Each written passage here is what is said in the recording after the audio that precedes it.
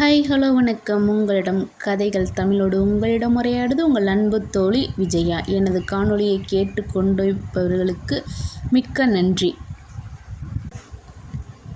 இந்த கதை எதை பற்றின கதைன்னா, நம்ம எல்லாருமே ஒரு ஆணாக இருந்தாலும் சரி பெண்ணாக இருந்தாலும் சரி ஒரே குடும்பத்தில் அம்மா அப்பா அக்கா தங்கச்சி எல்லோரும் சேர்ந்து தாங்க வளர்கிறோம்.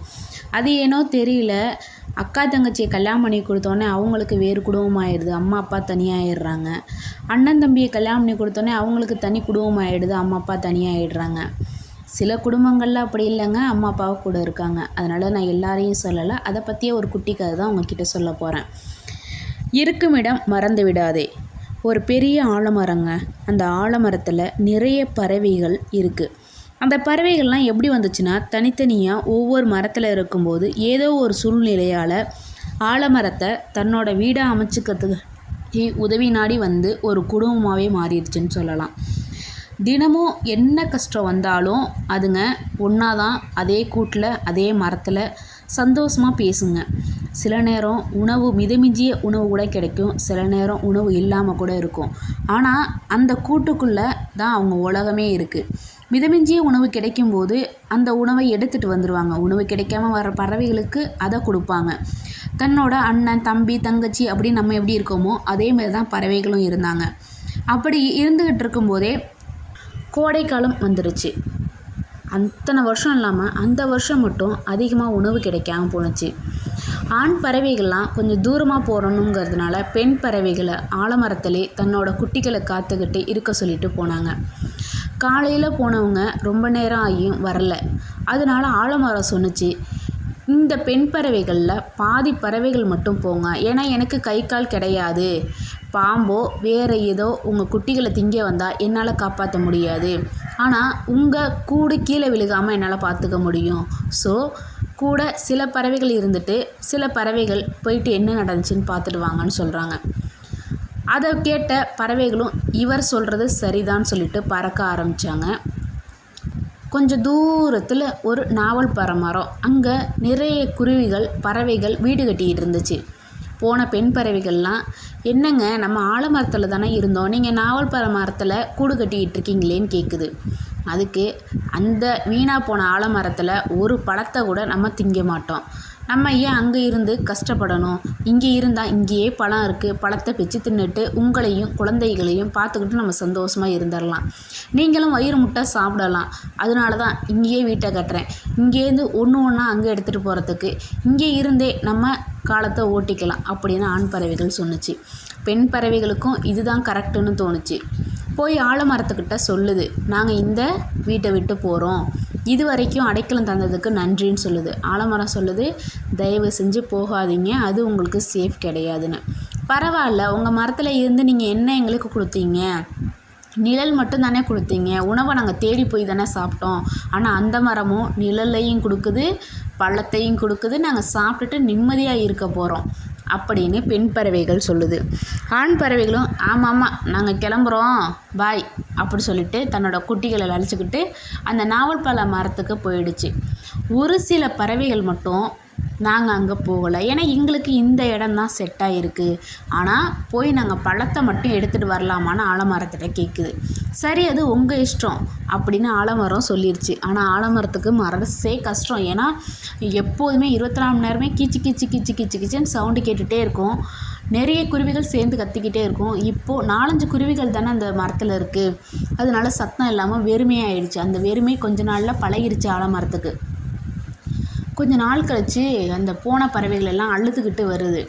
இருக்கிற பறவைகள், ஏன் அழுதுட்டு வரீங்க, எங்கே உங்கள் குழந்தைங்க பெண் பறவைகள்லாம் அப்படின்னு கேட்கும்போது, என்னை ரொம்ப மன்னிச்சிடுங்க, நான் உங்களோட பேச்சை கேட்காம அங்கே போனோம், அங்கே போய் கூட்டாக கட்டினோம், பழமெல்லாம் பழுத்து பழுத்து அந்த எங்களோட கூட்டிலே விழுந்தது, நாங்கள் முதல்ல பரவாயில்ல நமக்கு கையிலே பழத்தை கொடுக்குதுன்னு நினச்சோம், போக போக நாங்கள் போகிற முட்டை மேலெல்லாம் விழுந்து முட்டை உடஞ்சிருச்சு, சில நேரங்களில் குட்டிகள் மேலே விழுந்து அந்த வலி தாங்க முடியாமல் இறந்துருச்சு, வெயில் காலம் அதிகமாக அதிகமாக இலையெல்லாம் கொட்ட ஆரம்பிச்சிருச்சு, வெயில் எங்கள் கூட்டு மேலே அடிக்க ஆரம்பிச்சிருச்சு, வெயில் தாக்கம் பொறுக்க முடியாத சில பெண் பறவைகளும் இறந்துட்டாங்க, ஏதோ மிச்சமான நாங்கள் தான் இங்கே திரும்பி ஆதரவு தேடி வந்திருக்கோம் அப்படின்னு சொல்லுது.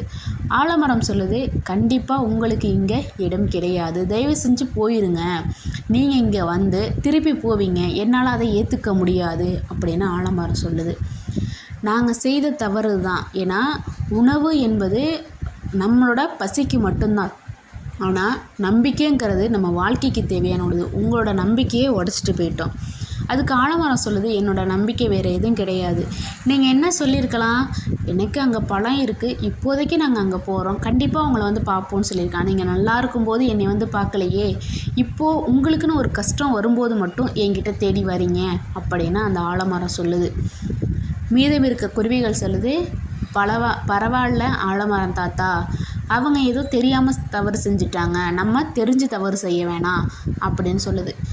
சரி, நீங்கள் வந்து இங்கே இருந்துக்கோங்க, ஆனால் பழைய மாதிரி கத்தக்கூடாது அப்படின்னு ஆலமரம் சொல்லிடுச்சு. ஏன்னு அந்த குருவி கேட்குது. நீங்கள் எனக்கு கத்தி கத்தி உங்களோட வாய்ஸ் எல்லாம் கேட்டு எனக்கு அது ஒரு நிம்மதியாக இருந்துச்சு, நம்ம எல்லோரும் ஒரு குடும்பம் அப்படின்ற மாதிரி இருந்துச்சு. ஆனால் நீங்கள் போன சில காலத்தில் எனக்கு அந்த சவுண்டே இல்லாமல் எனக்கு ஏதோ வெறுமையாக போணுச்சு, ரொம்ப சோகமாக ஆகிடுச்சு. அதனால இப்போ திரும்பி வந்து நீங்கள் சத்தம் போட்டிங்கன்னா திரும்பி என்னோடய நம்பிக்கையை நீங்கள் சேர்க்குற மாதிரி ஆகிடும், திருப்பி நான் உடையிறத நான் விரும்பலை அப்படின்னு அந்த ஆலமரம் சொன்னிச்சு. இந்த கதை எப்படி இருந்துச்சு? இப்படி தாங்க நம்ம லைஃபு. எல்லார்கிட்டேயும் நல்லா பேசிக்கிட்டே இருக்கோம், திடீர்னு ஏதோ ஒரு சம்பவத்தில் அவங்க செஞ்ச ஒரு விஷயத்தில் நம்ம கோவப்பட்டு வார்த்தைகளை விட்டுறோம். அந்த வார்த்தைகளை திருப்பி அள்ள முடியாது. ஆனால் அவங்க சோகமாக இருக்கும்போது நீங்கள் சொன்ன வார்த்தைகள் அவங்கள மனசளவில் ரொம்ப பாதிக்குங்க. அவங்க அந்த வார்த்தையை சொன்னாங்கன்னு சொல்லிட்டு. என் வாழ்க்கையில் என்ன நடந்துச்சுன்னா, நாங்கள் ஒரு 5 பேர் ஃப்ரெண்ட்ஸாக இருந்தோம். நர்சிங் காலேஜ், நான் நர்ஸாக தான் படித்தேன், diploma nursing 2 years. Royal nursing இளையாங்குடியில் படித்தோம். ஃபஸ்ட்டு ஒரு 6 மந்த்து நல்லா தாங்க போணுச்சு. 6 மந்த்து கழித்து எனக்கு மதுரையில் ட்ரைனிங் மாதிரி போட்டாங்க. அந்த ட்ரைனிங்கு போனப்போ நானும் இன்னொரு பொண்ணு மட்டும் போயிருந்தோம். பேலன்ஸ் இருக்கிறவங்க மட்டும் இங்கே ஹாஸ்டலில் ஸ்டே பண்ணியிருந்தாங்க, 3 மெம்பர்ஸு. இந்த 3 பேரும் நாங்கள் 5 பேராக இருந்தப்போ இருந்த சந்தோஷத்தை விட இவங்க 3 பேரும் ஃபோன்ஸுக்கு நிறைய அடிக்ட் ஆகிட்டாங்க. மேபி நாங்கள் போகும்போது வந்து ஃபோன் வச்சுக்கக்கூடாதுன்னு சொன்னதுனால நாங்கள் வந்து பட்டன் செல் தான் வச்சுருந்தோம். அதுக்கடுத்து நாங்கள் 2 பேர் போனதுனால 3 பேர் தானே இருந்தாங்க, டைம் பாஸ் ஆகாதுன்னு மேம் கிட்டே இன்ஃபார்ம் பண்ணி டச் செல்லாம் வாங்கிட்டாங்க. எங்களோட சொந்த ஊர் தஞ்சாவூர், நாங்கள் போனது சிவகங்கை டிஸ்ட்ரிக்ட் இளையாங்குடி. அப்போ ரொம்ப தூரங்கிறதுனால சரின்னு விட்டுட்டாங்க மேமும். இவங்க 3 பேரும் ஆளுக்கு ஒரு பக்கம் உட்காந்து ஃபோன் பார்க்க ஆரம்பிச்சிட்டாங்க. நாங்கள் 2 பேரும் மதுரைக்கு போனோம். அங்கே போய்ட்டு எங்கள்கிட்ட பட்டன் செல் தான் இருந்துச்சு. கிட்டத்தட்ட ஒரு 8 மந்த்துக்கு மேலே ஒர்க் பண்ணிவிட்டு அது ட்ரைனிங் மாதிரி இல்லை, ஏன்னா எங்களுக்கு சேலரியும் கொடுத்தாங்க. எக்ஸாம் வந்து திரும்பி எழுதணும் செகண்ட் இயருக்கு கண்டிப்பாக படிக்கணும்னு சொல்லிட்டு நான் மட்டும் அந்த இடத்துலேருந்து ரிலீவ் ஆகி வந்துட்டேன் செகண்ட் இயருக்கு ஹாஸ்டலுக்கு. நாங்கள் வந்து ஹாஸ்டல்னால் பெரிய ஹாஸ்டல் தனியாலாம் கிடையாதுங்க. நாங்கள் வந்து அந்த இடத்துல வந்து ரொம்ப கஷ்டப்பட்டோம். அதெல்லாம் நான் அடுத்தடுத்த வீடியோவில் சொல்கிறேன் கண்டிப்பாக. நான் திரும்பி வரும்போது எங்களோட பழைய சந்தோஷம் இல்லை. ஏன்னா நாங்கள் வந்து பக்கத்தில் ஒரு 2 கல்யாண மண்டபம் இருக்குது. கல்யாணம் நடக்கும்போது சாங் போடுவாங்க, நாங்கள் டான்ஸ் ஆடுவோம், வைப் பண்ணுவோம்.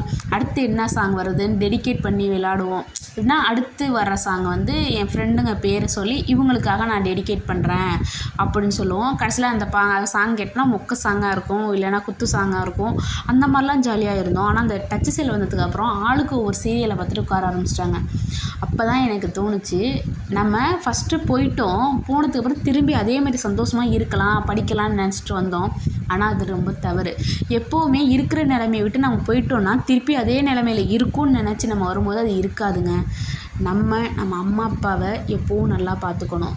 அவங்க நம்ம மேலே கோவப்பட்டாலும் சரி, ஏன்னா இப்போ நல்லா இருக்காங்க, ஒரு 10 வருஷம் கழித்து 20 வருஷம் கழித்து நம்ம கூட இருப்பாங்களான்னு கேட்டால் கண்டிப்பாக கிடையாது. நம்ம இருப்போமான்னு கேட்டாலே அது கிடையாதுன்னு தான் சொல்லுவோம். அப்போது இருக்கிற வரைக்கும் சந்தோஷமாக இருங்க. என்னோடய நர்சிங் இதை பொறுத்து நான் சொல்கிறேன். ஏன்னா நம்ம உடம்புங்கிறது வந்து ஒரு உயிர் இருக்க வரைக்கும் தாங்க வேல்யூ. உயிர் இல்லைன்னா அது வேல்யூ இல்லாதது.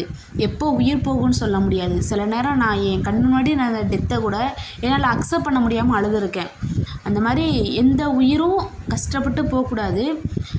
நம்மளால் முடிஞ்ச அளவு யாரையும் காயப்படுத்தாமல் வாழணும். இந்த கதை உங்களுக்கு எப்படி இருந்துச்சுன்றதை மறக்காமல் கமெண்ட் பண்ணுங்கள். அடுத்த காணொளியை சந்திக்கலாம். பாய்.